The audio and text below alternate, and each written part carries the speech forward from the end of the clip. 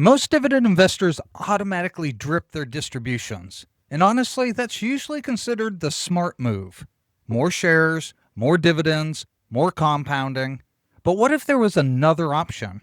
What if instead of reinvesting those dividends back into the same high-income fund, you redirected every dollar into a growth ETF? Would you end up with more income, more wealth? Or would drip still come out ahead? I built a spreadsheet to find out, and the results weren't what I expected. So stay tuned.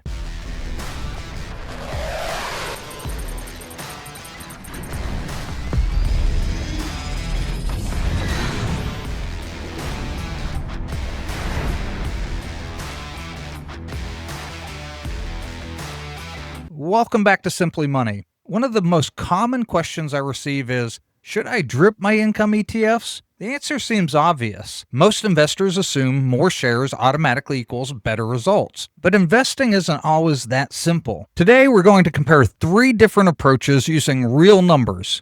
Strategy number 1 is full drip.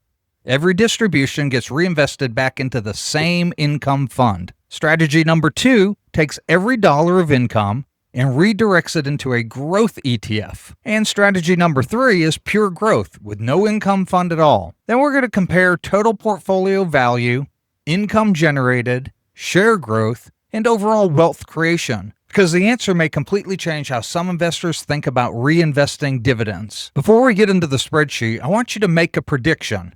Which strategy do you think wins? Full drip, income directed to growth, or just buying growth from the beginning? Go ahead and leave your comments down below before we reveal the numbers. Take a minute, think about it, and leave those comments. And then let's see what happens as we dive into the spreadsheet. Okay, so here we have the spreadsheet. This is the Simply Money Portfolio Planner that we're going to be using.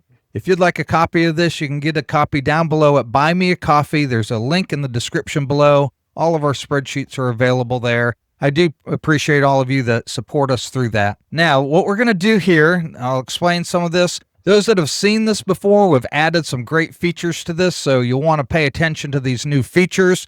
Don't click away yet. There's some great features that have been added. Those that are new here, go ahead and watch this. You'll see a lot of different functionality that this spreadsheet can do. It's great for planning your portfolio, comparing portfolios.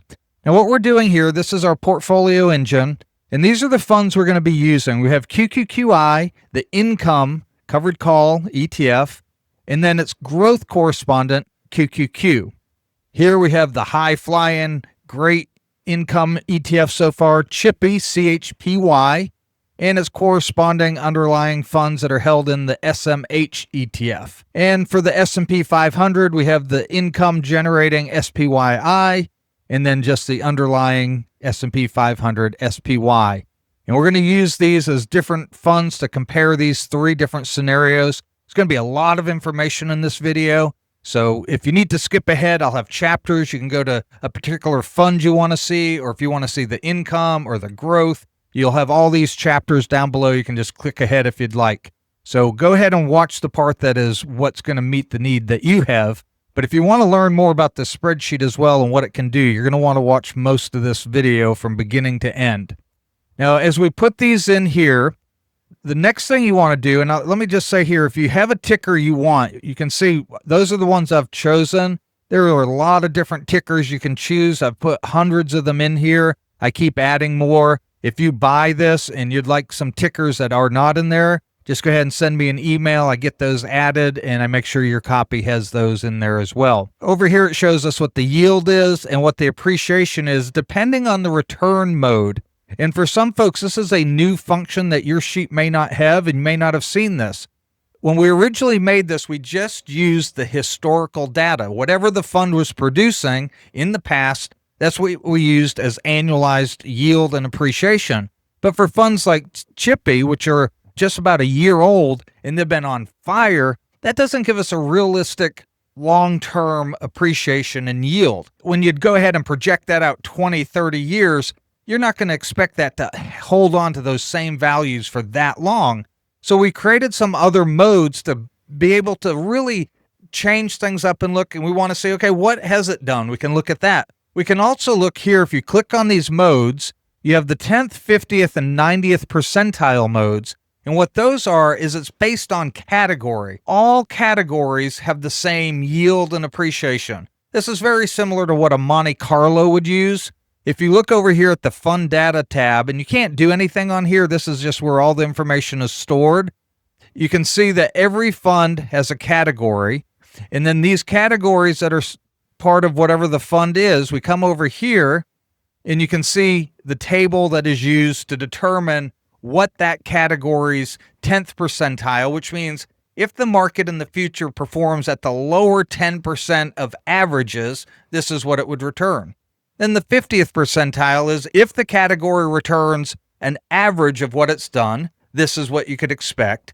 And the 90th is if the fund returns on the 90th percentile, it does really well, better than 90% of the prior years, then this is what you could expect. So it gives you some options to see the various outcomes that could be happening. Come back over here. So that's our historical and our categorical returns and our projections. Then you have the manual 10th, 50th, and 90th percentile. What that does is it takes every individual fund and based on its past performance, its forecast, its sector, its future analysis, and what people are expecting based on market movement, various factors of what that particular fund could do. So you could have two funds in the same category, and one is predicted to do much better than another. And so it's much more fine-tuned based on data and different opinions of what it could be. And again, these are all projections. We don't know what the future will hold. Even using the historical data, we don't know that it will continue and repeat and be similar. Even something like SPYI that's been around for years and we have tons of years of data, we don't know that the average is going to hold out for 10, 20, or 30 years. So anything in the future is absolutely a projection, but this gives us various levels to look at and really get an idea of what it could do. Now, before we go any further, I need to say this is not financial advice. This is for informational and educational purposes only. All investments come with risks, so please do your own due diligence. I am not a financial advisor. I'm here to provide you with information for you to use toward making your own decisions. Those are the return modes. So we're going to select the manual 50th. We're projecting by individual funds what we expect it to do on average. Now, how I have it set up, we're going to compare QQQI and QQQ first. So I put those in the conservative model. This isn't how this is typically used, but it makes it nice to be able to compare some things really quickly. Typically, what you'd use this for is maybe I have all 10 of these funds. This is my portfolio, and I want to allocate more conservatively to something like SPY and a little less allocation to something more aggressive like SPYI. So I changed those here, but I want to compare it. What if I did a little bit more aggressive? So I go to the moderate and I increase like the income section and decrease more of the growth section. Maybe I want to get really aggressive and I can come over here so I can compare 3 different portfolios using the same tickers. But what I'm doing is just for a quick analysis. I have each of these pairs set into one of these groups. Being in these categories doesn't change anything other than it gives you the option to change the allocation yourself to make it conservative, moderate, or aggressive. Because what your conservative and what my conservative are may be totally different, so you can customize each of these for yourself. You want to obviously make sure the percentage equals 100. We're starting out with 100% in QQQI on this conservative model. What we're doing over here, for those that haven't seen this, we start the portfolio balance. You can start it at 0. I'm starting it at $50,000. We're going to compare all of these different scenarios. What if I put $50,000 in? What would it grow to? What income would it produce in these various situations? And we're going to do this for accumulating for 20 years, meaning that the accumulation is happening for 20 years. You can set that. Like if I want to prepare for retirement, maybe I'm going to accumulate for 5 years, and then I'm going to kick on that I'm going to take the income starting year 6. So that helps you set that up.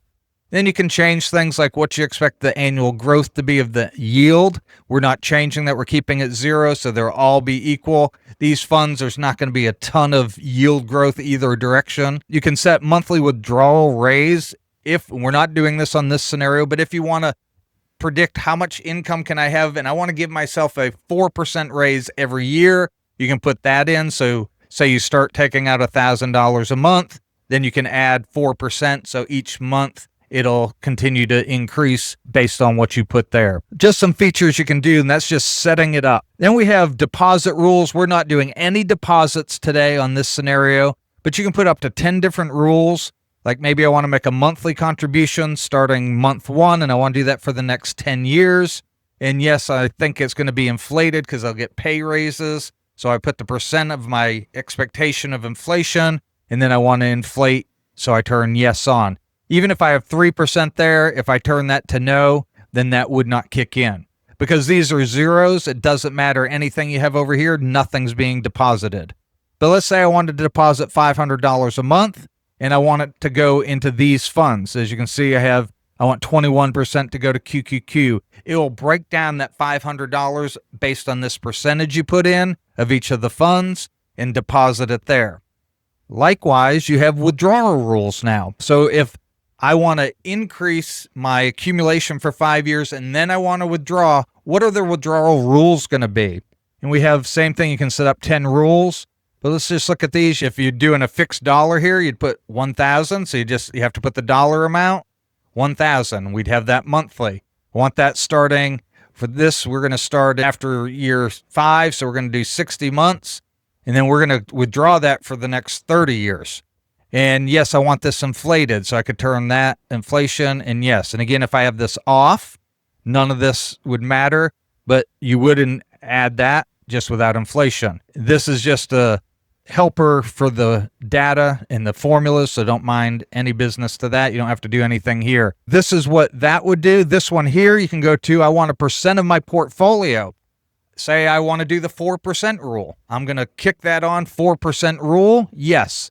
I'm going to start here, and I want inflation adjusted. So I get my first year is 4%. Just for math, I have $1 million. I get $40,000 the first year, and then it inflates by 3% the next year.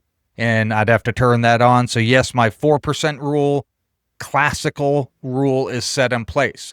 Perhaps you want to do a percent of the income. Perhaps you have an income portfolio. Say you have QQQI, SPYI, all those income ETFs, and you want to take income, but you don't want to take it all. You want to see what happens. Maybe you're producing $6,000 a month and you only want to take out $4,000. You can take a percentage of your income. Whatever your income is, you can take a percentage. So for that, I want to take 50%. Whatever my income produced is, I want to take 50%, and that'll adjust everything.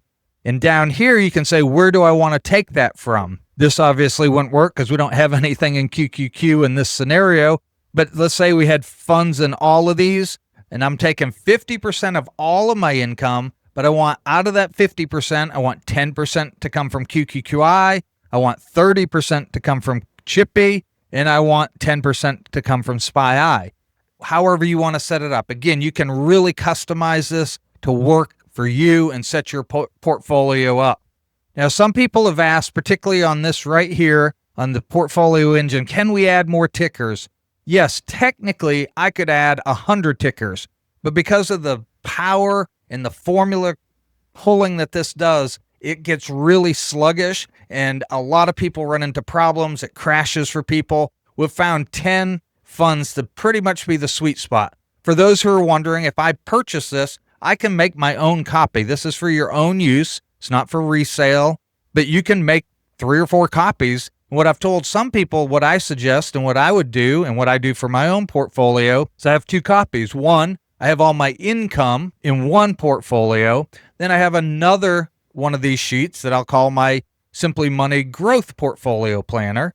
And then I have all my growth funds. So I create, if maybe you have 30, so you create 3 sheets. It's not ideal, but if you do too many of these, it really bogs down unless you have just a powerhouse computer. And a lot of people are using this on their phones. So we found this to be the most beneficial. We finished here with our withdrawal rules. Again, we're not doing any on this scenario, so I'm going to put this at 0. And I'll show you how that works maybe here in a minute if we have time. Forecast is just where you come in and you choose which one of these, conservative, moderate, or aggressive, that you want to use. Conservative, moderate, aggressive. Forecast, we're starting with conservative.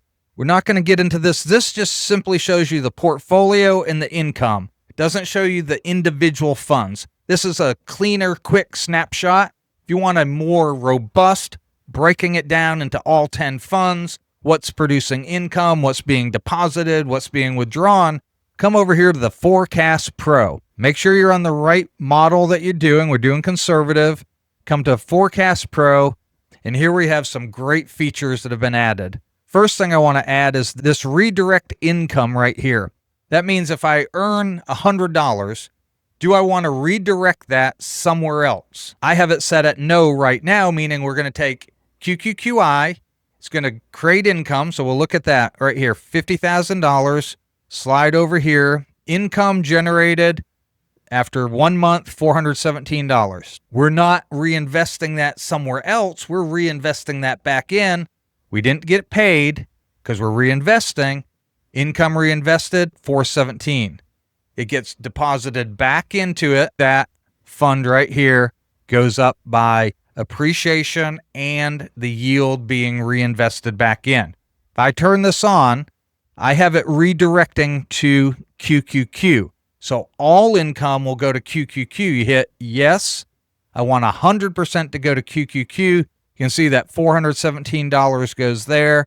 Then each month, as we come over here, see the income generated, income reinvested, same amount that's generated is invested, but it's redirected. Instead of reinvesting here, it's reinvested into QQQ. Turn this back off. When I do, watch what happens here. This disappears and this goes up because that 417 comes into here. When I redirect it, it comes over here. Now let's say for just doing this, I want to put 10%. Then I'm going to put some more over here. You can see only 10% goes in there, but we're doing 100% on this scenario. So that's how that works, and we'll get into some more as we break this down. For your redirect, maybe I only want to redirect for 5 years, so I redirect starting month 1, and I can go up to month 60, but we're going to do 240. And these are all in months because it helps with the formulas and breaking things down more precisely. Now, I want you to remember these numbers. We're doing income only, QQQI, what happens after 20 years. And that's a long time, but we're going to look at it just to compare 20 years, QQQI, we're looking at $726,000. Remember that because we're going to be comparing these. QQQI reinvesting into itself, $726,000. Now, all we have to do to compare what happens if we redirect all of the income into QQQ. Turn this on. We already have everything else set up. 100% comes into here. QQQI is only sitting at $100,242. QQQ, though, is up at $680,871. You can do the math yourself, or you can come over here. Your portfolio total, $781,113. $55,000 better than just investing in QQQI. Again, this is predicting. We don't know. Depends on how it does. Maybe QQQI's income does way better or way worse, and that would drastically change some of these. So you can run different scenarios yourself. I'm just going to run these high-level ones.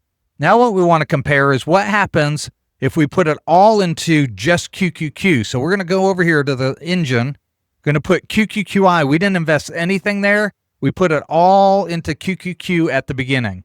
$50,000 just into QQQ. Come back to Forecast Pro. We're not redirecting it. We're keeping that. We're going to say no. It's going to go right back in. QQQ reinvested. Not a lot of dividends, obviously. $835,000. Going just growth, you get about $55,000 more in this model with just growth compared to income reinvesting to growth. And that is about $50,000 more than if you just do income and reinvest and you drip it. But I want to show you something else. And we'll start here and we'll work backwards. At the end of 20 years, your income generated is $689. Obviously, those of you that understand investing, you know this. That means I'm ready to retire. I'm going to use this. I have to sell shares. And some people don't want to sell shares. They want to be at a place in retirement. If they sell shares, they want it to be minimized. So they're going to go ahead and take the income. With growth stocks, that's not how it's going to work. So some people say, well, I'll do growth and then I'll transfer over to income. And that's an option, and we can look at that in another video. But let's work backwards here, and we're looking at income. So we're going to go back to the engine. We're going to put this at 0, put this at 100%, how we started. Come back to the Forecast Pro. So we're going to redirect. Okay, so here we have QQQI reinvesting into QQQ. At the end of 20 years, again, we see what the balance was, but look at that. Your income is $1,403. I don't know about you, but if I'm going to retire, $1,400 may not be enough. Now, if it's just supplementing, perhaps you have a pension, maybe you have a really healthy Social Security, and you only need $1,000 or so, this would be perfect. It's just supplementing some other sources of income. But for a lot of people, Social Security is not nearly enough, and they need some substantial income, so they have to sell a large portion, maybe 4% of their portfolio every year to get the cash to be able to live on. Now with this model, what we're going to look at, now we're going to go to just income. We invest into the income and we're reinvesting. We're DRIP 100%. Again, we have a little bit smaller portfolio, 726, and I'm just going to tell you, over 20 years, that difference between 726 and 835 seems like astronomical. It's a little over $100,000, but 1%, maybe the yield does better, or maybe the growth does 1% worse. That would equalize this. Or maybe the growth does 3% better and the income does 2% worse. We don't know. So that's where you have to really do your own due diligence, know that there's going to be lots of bumps in the road, but investing, look at it this way, 726, 835, or just putting it in the bank. Take your pick. I'll go with I did the worst possible way investing, and I still way outperform just simply saving it. Let's get back on track here. I do digress. Now, if I did all income, look at that, $6,000 income. What that means is if I turn on that withdrawal mode that we have, and I say, okay, I want $6,000. I'm going to take my full income each and every month. I don't have as big of a portfolio, but I'm not selling any shares over the next 10, 20, 30 years. And we can model that by putting that in and say, okay, after 20 years of accumulation, now I'm going to start taking the withdrawals. What will that look like? We're going to come over here, and what we're going to do is we're going to model, we're taking percent of income, 100%. We're going to start that in year 20, and we're going to do that for 10 years, just to give you an idea of what's happening.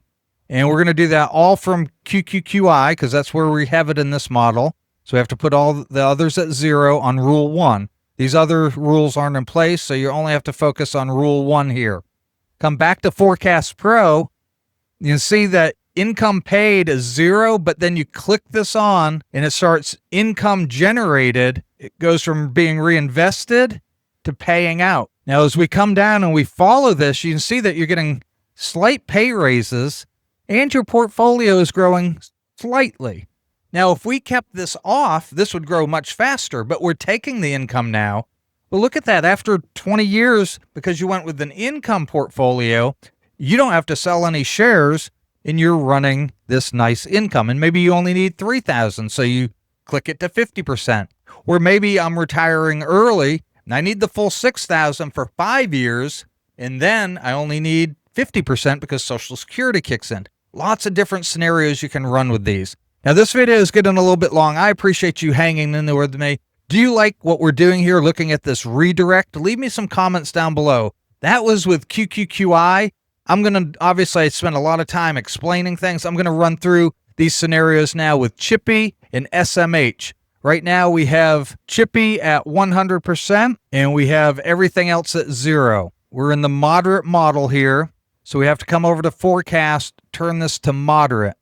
Please make sure you do that. I've done it many times myself. I forget to do that. But we're going to come back to we got to go withdrawals. We're putting that back down to 0. We're just comparing if we're just investing the $50,000 at year 21 after 20 years. This is because CHPY and SMH have been extremely aggressive over these years. I don't think it'll keep up with that. But look at that, almost $5 million. CHPY is not going to keep doing what it's doing. That's my opinion. It's not advice, but I don't think for 20 years it's going to keep at the pace it's been. You'd be creating $82,000. So what I want to do for CHPY is I want to come over here and I want to put this into the 50 percentile by category.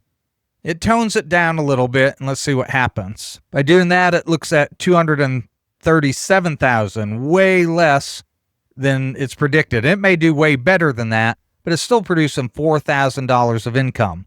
We'll flip one more option here. We'll go to the individual fund instead of category, but we'll do what happens if for 20 years CHPY has the worst 20 years, but it's in the 10th percentile. Click that over. You can see that your portfolio balance, scary. You've actually lost value because these high income can lose value, and you have to watch that. We're going to go with the 50 percentile like we've been doing, compare that, and that's where you're at. Look at that, $81,000. We're going to redirect that income, yes, and we're not doing the QQQ. We're going to SMH, 100%. This is going to be really interesting. This is going to be really interesting seeing this. So your CHPY portfolio is still doubled over 20 years, but you've been reinvesting all your distribution. Based on that scenario, you're actually less than half of what you had, and less than half of your income is just way lower. Again, if you did a different model, you could see different things. CHPY's really hard because it's so new. A year is very young, and so you need to watch that when you're looking at these young funds. They're not going to keep the same outcomes. Let's look at one more scenario.